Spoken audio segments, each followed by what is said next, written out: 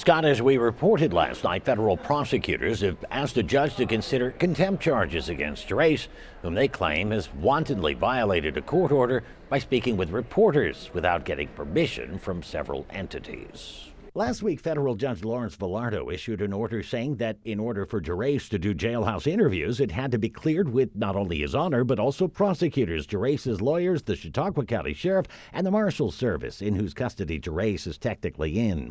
From the Chautauqua County Jail, where he waits sentencing on charges including drug and sex trafficking and operating Pharaohs as a drug-involved premises, we asked him, when he called us, his reaction to all this.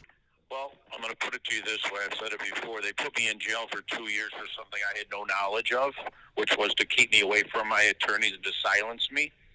And now that I'm speaking the truth and telling about the people and everything else, they are trying to silence me again. They want me locked in a jail and not be able to talk to anybody publicly to tell my story. Gerace had his bail revoked when he was charged under a separate indictment, along with others, of conspiring to murder former Pharaohs dancer Crystal Quinn, who was supposed to testify against him, something he staunchly denies, along with the charges he was convicted of just over 10 weeks ago. You profess your innocence, but you went on trial. It was a real long trial. I was there most days of it, and yet 12 people unanimously say this guy's guilty. So, yes. How are people supposed to believe you?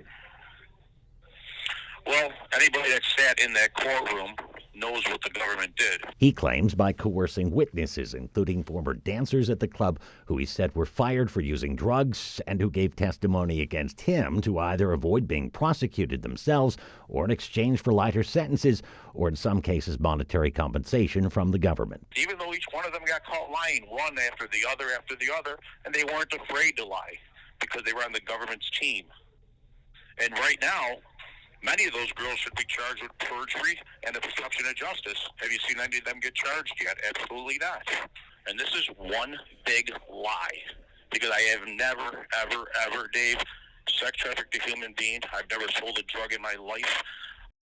Gerace says his biggest regret about his trial was not taking the stand, and that the biggest impact and regret about the whole case against him is the impact the allegations against him have had on the life of his teenage son. On your side in the newsroom, Dave McKinley, Channel 2 News.